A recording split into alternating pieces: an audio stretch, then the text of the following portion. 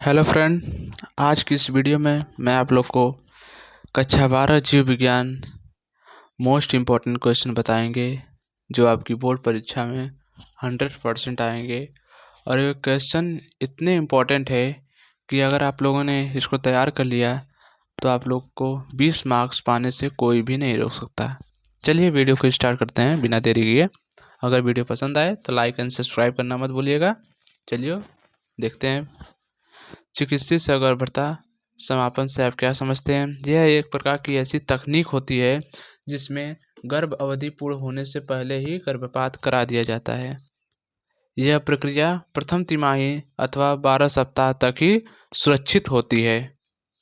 इस प्रक्रिया का उद्देश्य बलात्कार एवं असुरक्षित यौन संबंध से उत्पन्न अनचाहा गर्भ शिशु में जन्मजात रोग आदि दशाओं में गर्भ समापन करना होता है। लेकिन आज के समय में इसका दुरुपयोग कन्या भ्रूण हत्या में किया जाने लगा है या किया जाता है, जिससे सरकार ने गैर कानूनी बताते हुए इस पर रोक लगाने का कानून भी बनाया है।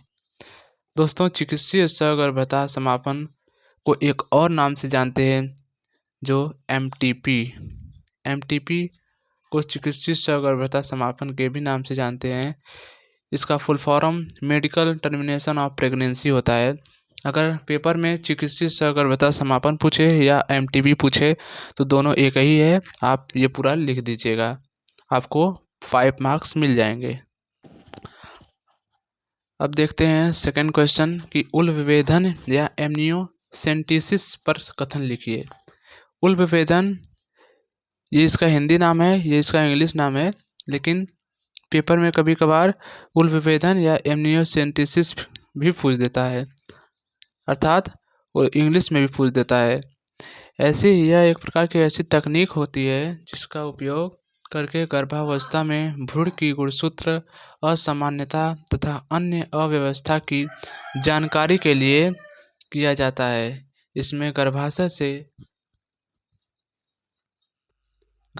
से एमनियोटिक द्रव को इंजेक्शन के द्वारा निकाला जाता है। इसमें असामान्यता तथा अन्य अवस्था की जानकारी के लिए किया जाता है। इसमें गर्भाशय से एमनियोटिक द्रव को इंजेक्शन के द्वारा निकाला जाता है तथा इस द्रव का नमूना लेकर इसमें गुणसूत्र की असामान्यताओं का निरीक्षण किया जाता है। लेकिन इसके द्वारा लिंग की भी जांच की जाती है कि लिंग की जांच की जाती है, मतलब लड़का है कि लड़की है। यदि यही कारण है कि आजकल इस तकनीक का दुरुपयोग कन्या भ्रूण हत्या के लिए किया जाने लगा है।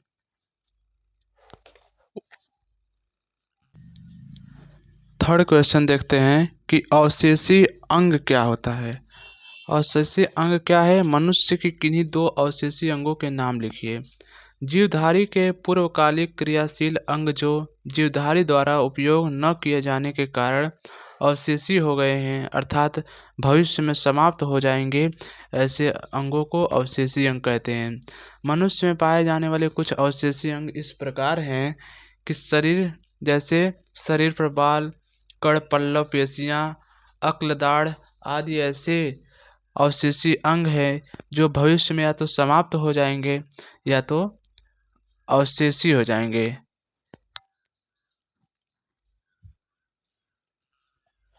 टीकाकरण क्या है यह कथन लिखिए। टीकाकरण मृत निष्क्रिय सूक्ष्मजीवों या उनके उत्पादों से बने पदार्थ अर्थात टीके को शरीर में प्रवेश कराने की प्रक्रिया को ही टीकाकरण कहते हैं। टीकाकरण विभिन्न प्रकार के रोगों जैसे पोलियो, डिप्थीरिया, काली खांसी, टिटनेस, चेचक आदि रोगाणुओं के विरुद्ध सक्रिय उपार्जित प्रतिरक्षा प्रदान करता है। टीका जो है स्मृति बीज तथा टी कोशिकाएं बनाती हैं जो रोगजनक को शीघ्र ही पहचान लेते हैं तथा प्रतिरक्षी बना देते हैं। टीका जो है स्मृति बीज तथा टी कोशिका बनाते हैं जो रोगजनक को शीघ्र ही पहचान लेते हैं और वह तुरंत प्रतिरक्षी बना देते हैं अर्थात प्रतिरक्षा तंत्र बना देते हैं उस रोगाणु से लड़ने के लिए। अब देखते हैं कि दोहरा निषेचन क्या है या द्विनिषेचन जिसे कहते हैं।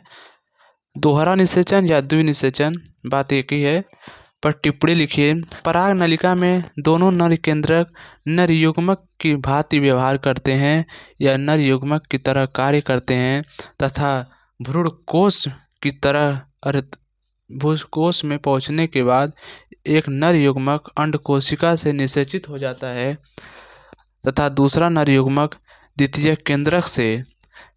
पुनः देख लीजिए, पराग नलिका में दोनों नर केंद्रक नर युग्मक की भांति व्यवहार करते हैं तथा भ्रूण कोश में पहुंचने के बाद एक नर युग्मक अंड कोशिका से निषेचित हो जाता है तथा दूसरा नर युग्मक द्वितीय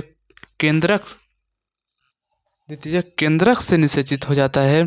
अर्थात यहाँ पर एक ही भ्रूण कोश में दो बार निषेचन की प्रक्रिया हो रही है। इस प्रक्रिया को ही दोहरा निषेचन या द्विनिषेचन कहते हैं। ये दोस्तों पेपर में अधिकांश पूछा ही जाता है, इसको जरूर तैयार कर लीजिएगा। अब देखते हैं लैमार्कवाद एवं डार्विनवाद की तुलना। लैमार्कवाद जो है वो अंगों के उपयोग व अनुप्रयोग पर जोर दिया था और डार्विनवाद जो संघर्ष किए थे संतान उत्पन्न करने की प्रचुर क्षमता। जिराफ सर्प हो गया और इनका वातावरण की प्रभाव अनुकूल कुनल है और ये उपार्जित अंग है, इसका लक्षण उपार्जित अंग होता है। यही लैमार्क